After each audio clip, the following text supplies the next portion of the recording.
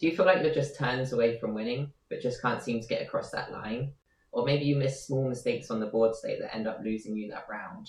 Do you spend hours crafting decks just to turn up to major competitions and not do as well as you're intending to? Well, welcome to TCG Psychology, the channel where we'll be exploring the world of performance psychology and how you can use it in trading card games to improve your performance.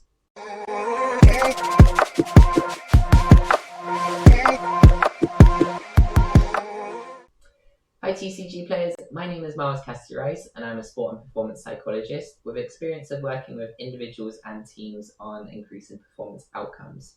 Now, I've recently become fascinated in the world of competitive TCGs and particularly the mental challenges that players such as yourself face when you're competing in tournaments. Just like you, I have experience of the victory within these competitive environments, but also that feeling of crashing out of a tournament after round 2 in Swiss. Thank goodness for side events, am I right? What I've noticed is that the best players aren't just good at the game, they're also masters of their own mind. When it comes to performing under pressure, they're able to stay calm, make rational decisions, and learn from every game, whether they win or lose. This channel is dedicated to exploring the why behind these moments, the psychological principles that underpin successful performances in competitive TCGs, and we'll be bringing you practical insights into how to apply sport and performance psychology and cognitive sciences principles into the world of competitive TCGs. By watching this channel, you'll learn some new practical skills and techniques that you can take directly into your competitions and hopefully enable you to perform more consistently. So at this point in the video, you may be wondering, what is performance psychology and how does it relate to TCGs? Performance psychology is an area of study interested in aiding individuals and teams in performing to higher levels more consistently and being able to face challenges when they might arise within their performance environment.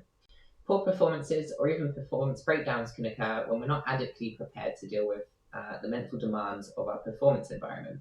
So my role as a performance psychologist is to support individuals and teams prepare more effectively to perform to higher levels consistently within their performance environments. So some of the things that might come up in TCGs might include preparation. So this is being able to prepare for tournaments effectively, understanding what you need to prepare for tournaments, building your decks correctly, understanding what the meta is, and also being prepared for the unexpected decks that might show up as well. I'm looking at you, Rose Tico. Now, are you calm or nervous when you're entering a tournament? And how does that change when you're about to begin round 1? Preparation is all about ensuring that we're ready both physically and mentally to start the day and start on our best foot.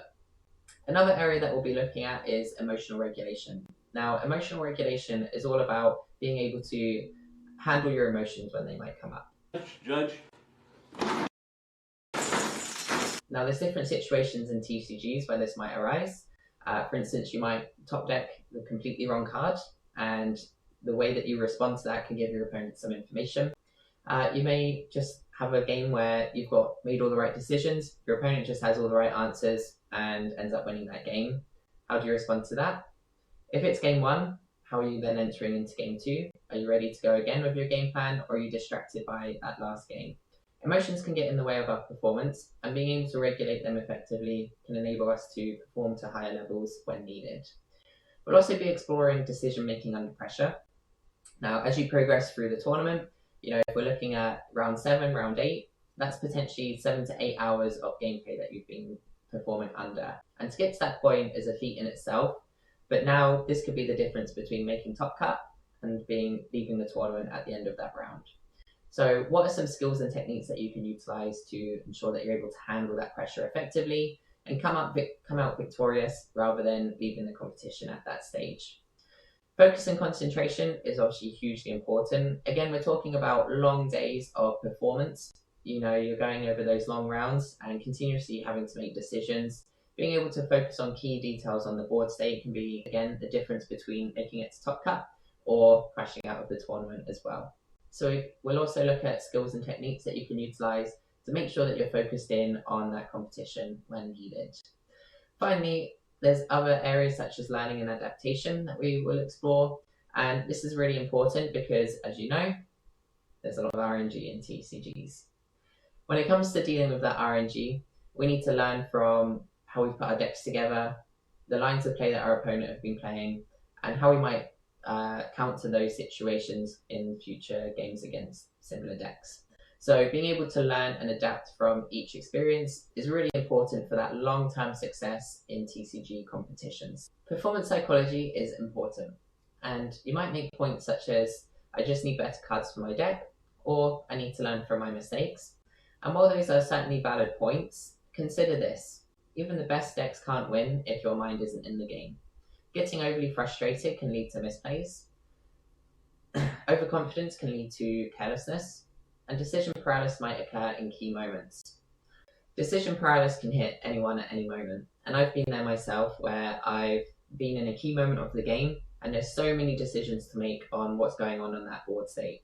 Being able to prioritize the information in those moments is really important, and you'll be able to learn strategies from these videos on how to prioritize that information and get over decision paralysis quicker. Now, performance psychology can help you learn strategies to stay calm and composed, improve your decision making, and play more consistently. But also, most importantly, we can increase your enjoyment of TCGs.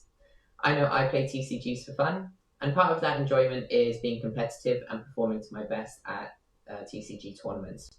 So we'll look at exploring how to unlock your full potential, and we'll achieve this through applying proven techniques in the unique competitive environments of TCGs.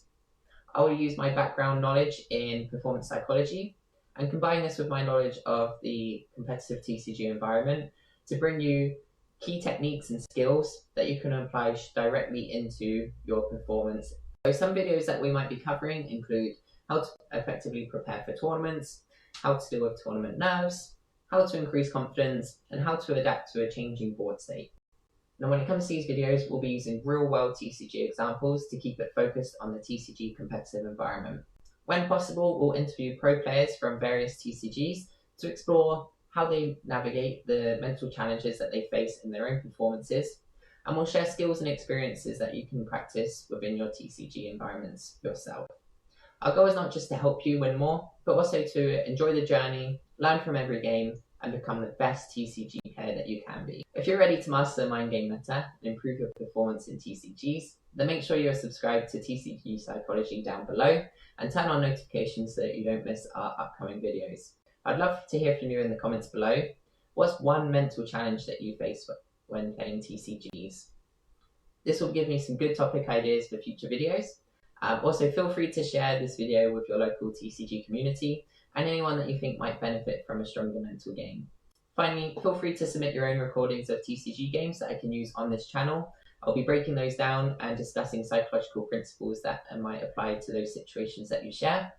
And finally, thank you so much for watching. I'm excited to embark on this journey for you. And until next time, make sure you win that mind game meta.